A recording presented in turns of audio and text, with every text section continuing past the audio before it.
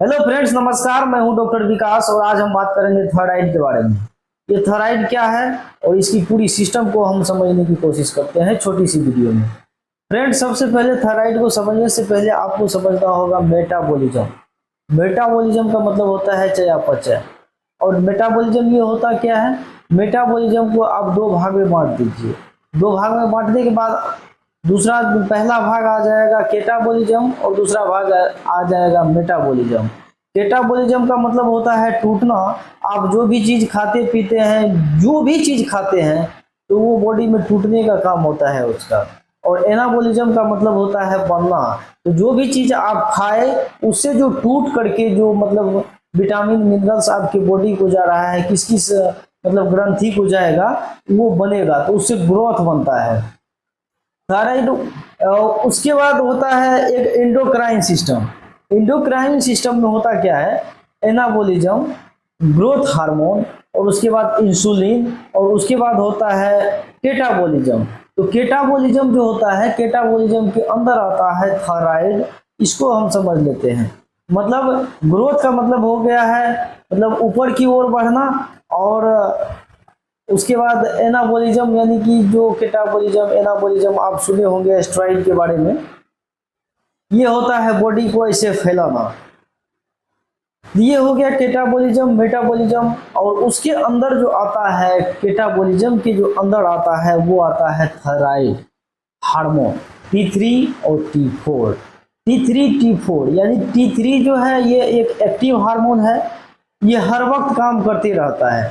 जब भी T3 काम करना बंद करेगा तो TSH एक्टिव होगा ही होगा, क्योंकि TSH को एक्टिव करने के लिए हाइपोथैलेमस, जब भी बॉडी में किसी भी चीज की जरूरत होती है, केटाबॉलिज्म एनाबॉलिज्म की सिस्टम की अगर जरूरत होती है, तो हाइपोथैलेमस चाहे किसी जैसे हम कुछ भी खाए पिए उसमें जो एनर्जी बनेगा उसकी एक जरूरत होती है हाइपोथैलेमस।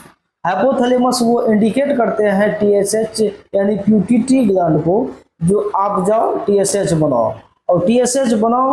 और TSH जब वो प्यूटिटरी ग्लैंड TSH बनाता है, टेस्टिमुलेटिंग हार्मोन्स जब बनाता है, तो वो क्या करता है, वो आदेश करता है T3 T4 को जो तुम एक्टिव हो जाओ। लेकिन जब ये TSH एक्टिव है, TSH बन रहा है, लेकिन T3 T4 वहीं पे ब्रेक हो गया।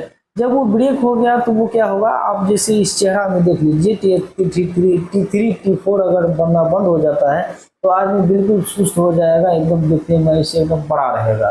जब ये TSH बनना बंद हो, TSH जब बनता है तो आदमी को देखिए एकदम मोटा हो जाएगा, मतलब तगड़ा हो जाएगा, एकदम पड़े रहेगा। मतलब उसके हाथ पैर में दर्द भी होता है। इस पे हम बाद में बात कर लेंगे, लेकिन पहले इसको समझ लेते हैं। तो सबसे पहले समझ गए T3 T4। T3 T4 किसी भी चीज की अगर जरूरत हो, जैसे आपकी तस्वीर में है बगल में, आप उसको देख लीजिए किस तरह से होता है। जब भी बॉडी में एनर्जी की जरूरत पड़ी तो हाइपोथैलेमस एक्टिव हुआ। हाइपोथैलेमस आदेश किया किसको? प्यूटरी ग्लैंड को। प्यूटरी ग्लैंड जो है वो आदेश करता है TSH को, वो TSH बनाता है। TSH जब बनेगा तो फिर वो आदेश करेगा जो T3 T4 को, जो तुम भी एक्टिव होकर के, ऐसे T3 तो एक्टिव हार्मोन है, और कभी कभी T3 काम करना बंद कर देता, नहीं हमसे नहीं होगा। जब ये नहीं होता है तो इसी कंडीशन में आपके बॉडी में थायराइड ग्रंथि यानी थायराइड का लेवल ज्यादा होने लगता है। ये थायराइड ग्लैंड जो है ये गले के नीचे होता है, जहां पे आप टाई बांधते हैं। और TSH जो बनता है वो ब्रेन से बनता है, प्यूटिटरी ग्लैंड से। समझ गए फ्रेंड्स? अब इसके बाद होता है TSH का जो नॉर्मल वैल्यू होता है 0.5 से लेकर के 5 नैनोग्राम पर 100 ml होता है। और T3 का जो नॉर्मल वैल्यू होता है 75 से लेकर के 195 पर नैनोग्राम। और T4 का जो नॉर्मल वैल्यू होता है 0.4 से नैनोग्राम यानी कि 12 पर नैनोग्राम। ये इसका नॉर्मल वैल्यू होता है। जब भी बॉडी में TSH बढ़ेगा तो T3 T4 का लेवल कम होगा। TSH जब भी घटेगा तो T3 T4 का लेवल ऑटोमेटिक ज्यादा होगा। तो इसी तरह से ये थायराइड ग्रंथि हमारे बॉडी में काम करता है फ्रेंड्स। समझाने के लिए तो बहुत सारे नियम है, और बहुत सारे इसके मतलब बहुत लंबी वीडियो हो सकती है, लेकिन मैं हर संभव ये कोशिश किया हूँ कम से कम मैनेज में आप समझ जाए।